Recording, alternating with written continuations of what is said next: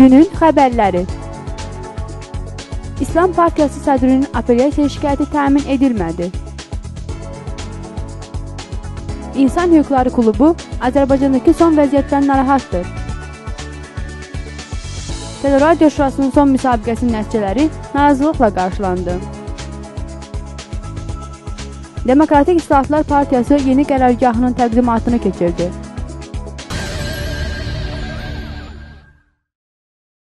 Yanvarın 19-da Bakı Apellyasiya Məhkəməsində hakim Abid Abidinbəyovun sədrliyi ilə Azərbaycan İslam Partiyasının sədri Mövsüm Səmədov barəsində 7 yanvar 2011-ci tarixində Nərimanov rayon məhkəməsinin çıxardığı 13 günlük həbs qərarından verilmiş apellyasiya şikayəti üzrə məhkəmə prosesi keçirildi. Hakim Abidinbəyov Nərimanov rayon məhkəməsinin 7 yanvar 2011-ci tarixli verdiyi qərarın dəyişiklik edilmədən qüvvədə saxlanılması barədə hökm çıxardı.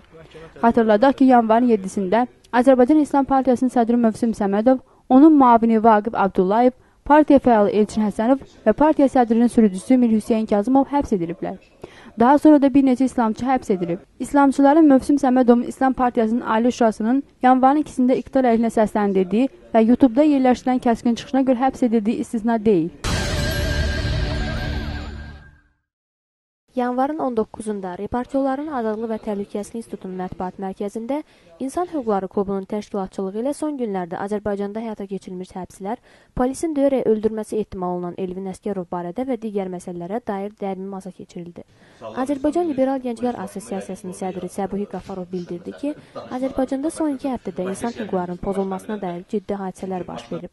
Orta məktəblərdə hicaba qadağa qoyulması, İslam Partiyası sədrinin və tərəfdarlarının həbsi, Milli Dövlətçilik Partiyasının sədri Nemət Pənahulunun həbsi, vətəndaş Elvin Əsgərovun ölümü və digər məsələlər insan hüquqlarının pozulmasını sübut edən ciddi faktlardır deyə Qafarov əlavə edib.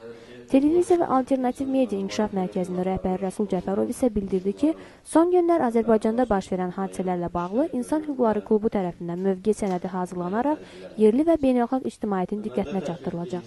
Cəfərov onu da əlavə etdi ki, hazırlanacaq sənəd Avropa Şurası Parlament Assambleyasının qış sessiyası iştirakçılarına da təqdim ediləcək. Son günlərdə insan hüquqlarının pozulmasını təsdiq edən faktlardan biri bugün bu tədbirdən yarım saat əvvəl hüquq müdafiə orqanları əməkdaşlarının Ratini mühasirəyə almasıdır. Saat 10:30-dan ofisin qabağında 30-a yaxın mülki və polis geyimində şəxs dayanıb. Polislər ofisə də daxil olaraq burada İslamçıların və ya Nemət Pənahlının tərəfdarlarının tədbir keçirib-keçirmədiyi ilə maraqlandılar. Bu isə hüquq müdafiə təşkilatına və hüquq müdafiəçilərinə açıq təzyiqdir. Bunu isə çıxışında Reportyorların Azadlığı və Təhlükəsizlik İnstitutunun sədri Emin Hüseynov bildirdi. O da ölkədə son vaxtlar insan haqlarının pozulması ilə bağlı çoxsaylı faktların qeydə alındığını və bütün bu faktların yuxarıda qeyd edilən sənədə əlavə olunacağını bildirdi. Ekstremal Jurnalistika İnstitutunun sədri İdrak Abbasov isə çıxışında bir neçə gün bundan əvvəl beynəlxalq avtovağzalın yanında qaçqınlara məxsus evlərin zorakılıqla sökülməsi, çoxsaylı insanın polis tərəfindən döyülərək həbs edilməsi haqqında danışdı. Habelə o, İslam Partiyası sədri və tərəfdarlarının eyni zamanda Nemət Pənahlının sosial şəbəkələrdə və mətbuatda səsləndirdikləri fikirlərə görə həbs edildiyini istisna etmədi.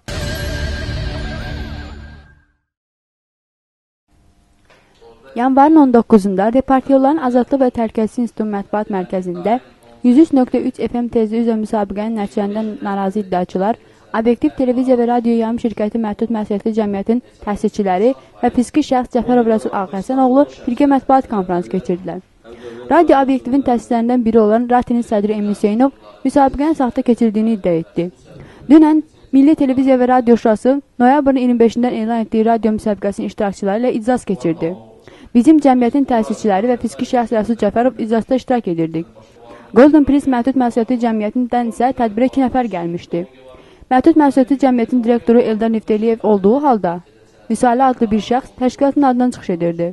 Müzakirələr bitdikdən sonra şura üzvləri 10 dəqiqəlik qapalı iclas keçirdilər. İclasdan sonra müsabiqənin qalibinin Golden Prize Məhdud Məsuliyyətli Cəmiyyətin olduğunu bildirdilər. Biz isə bu cəmiyyətin təsisçilərinin kim olduğunu soruşanda bunun heç bir əhəmiyyət daşımadığı bildirildi və təsislənən adları açıqlanmadı, deyə Emin Hüseynov bildirdi. Radio Obyektivin digər təsisçi Turan İnformasiya Agentliyinin direktoru Mehman Əliyev isə bildirdi ki, tezlik ədalətsizliklə Golden Prince-ə verildi. Müzakirələr zamanı bizə müxtəlif suallar verdilər. Biz onlara bildirdik ki, biz artıq bu sahədə 20 ildir ki işləyirik və bu müddət ərzində pozuntulara yol verməmişik.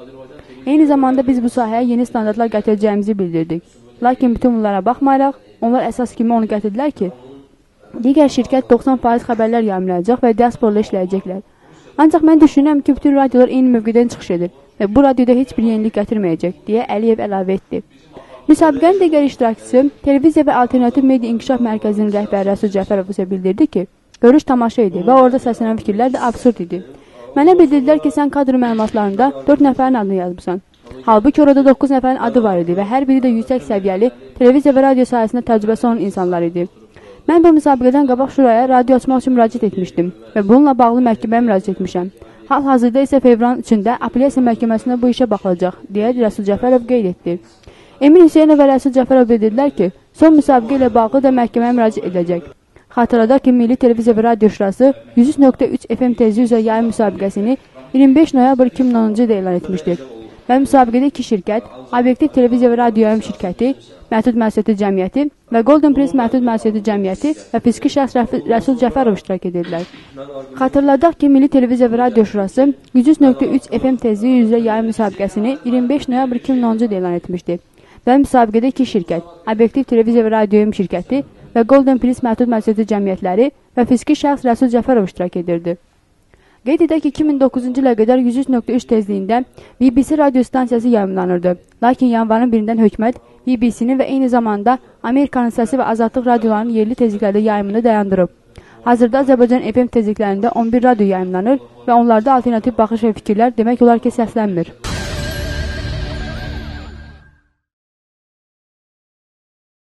Demokratik İslahatlar Partiyasının yeni mənzil qərargah binası jurnalistlərə təqdim edilib.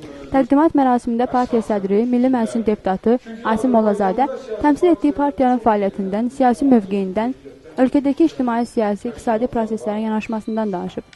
Mollazadə, Demokratik İslahatlar Partiyasının cəmiyyətdə orta təbəqənin formalaşması üçün azad iqtisadiyyatın inkişafında maraqlı olduğunu söyləyir. O, Azərbaycanın dünya üçün müasir bir cəmiyyət modelinə çevriləcəyinə inandığını vurğulayaraq, ölkədə medianın inkişafında maraqlı olduğunu da dilə gətirib.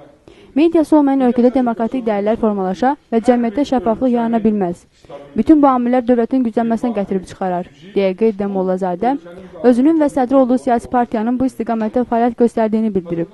Qeyd edək ki, Demokratik İslahatlar Partiyasının yeni qərargahı tələbə qəbul üzrə Dövlət Komissiyasının yanında yerləşən villaların birində yerləşir. Mediası olmayan ölkə, şəffaf informasiya mühiti olmayan ölkə demokratik ola bilməz. Və hər bir jurnalistin əməyinə də biz çox böyük hörmətlə yanaşırıq. Sizin əməyiniz əslində siyasətçilərə imkan verir ki, onlar öz fikirlərini ifadə eləsinlər. Sizin əməyiniz ilk növbədə ölkədə şəffaflıq yaradır və qaranlıq məqamlara işıq salmaqla siz ölkəmizi və dövlətimizi daha güclü edirsiniz.